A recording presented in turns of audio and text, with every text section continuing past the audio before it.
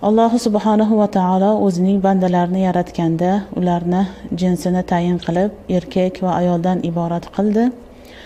Ayollarni tabiatidan, xilqatidan, o'zida mujassam bo'lgan xususiyatlardan kelib chiqib, ularga mana shunga ko'ra vazifalarni yuklatildi.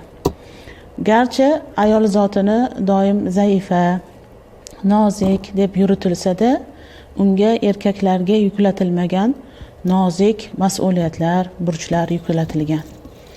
Ayol kishini jamiyatdagi o'rni nihoyatda kattadir. Jamiyatda uning ta'siri ham nihoyatda katta. Takror aytamizki, agar qaysi bir jamiyatda ayollar salohiyatli bo'ladigan bo'lsa, ana shu jamiyat salohiyatli bo'ladi.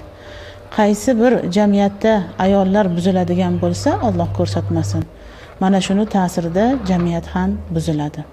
Demakki, jamiyatga ayol kishini ta'siri shu darajada kuchli ekan, ayollar doimo o'zlarini tartibga solib, intizomda bo'lib, Alloh taoloning ko'rsatmalarining chegarasidan chiqmasliklari kerak bo'ladi. Hozirgi kunda ayollarimizga yuzlantiradigan asosiy gaplarimiz shuki, dunyoga berilish ko'payib ketyapti. Payg'ambarimiz sollallohu alayhi vasallamning hadislaridan olib aytadigan bo'lsak, bulardan xulosa qiladigan bo'lsak, kimniki orzu havasi ko'payadigan bo'lsa, demak uni baxtsizligi ham ko'payib boradi. Shuning uchun bu 5 kunlik o'tadigan dunyoda har turdagi orzu havaslarni ko'zlab uni ortidan tushmaslik kerak. Inson orzu qilgani sari dunyoga ko'p bog'lanib boradi, umri shu bilan o'tadi va Allohdan uzoqlashadi. Oxiratni g'amidan uzoqlashadi. Ayollarning ustida eng ko'p bo'ladigan gap, ularga eng ko'p qilinadigan ta'na, ayb ham ayni mana shu nuqtadadir. Chunki biz ayollar ko'pincha dunyoni xohi havasiga berilib ketamiz.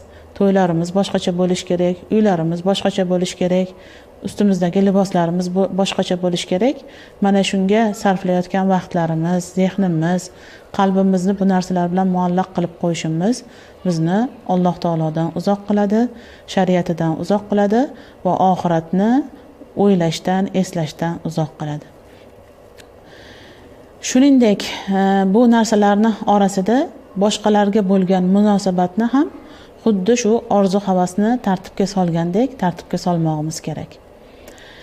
Odatda ayollar biror bir kishiga bog'lanadigan bo'lsa, muhabbat qo'yadigan bo'lsa yoki his tuyg'ulari orqali bog'lanadigan bo'lsa, ana shu his tuyg'ularni ham noto'g'ri bajarish, noto'g'ri qilish yuzasidan Alloh taoloning chegaralaridan chiqmoqdalar.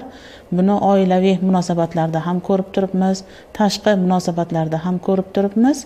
Mana shu muloqotlarning hammasini Alloh taolo buyurgancha bo'lishiga e'tibor qaratishlari kerak. Bugungi kunda kamchiliklarimizni eng ko'p shuki, ayollarimiz tomonidan hissiyotga berilib ketish holatlari juda ham ko'p. Shu muloqotlarda ham, boshqalarga bo'lgan munosabatlarda ham ortiqcha hissiyotga berilib ketish oqibatida juda ko'p xatolarga yo'l qo'yishmoqda.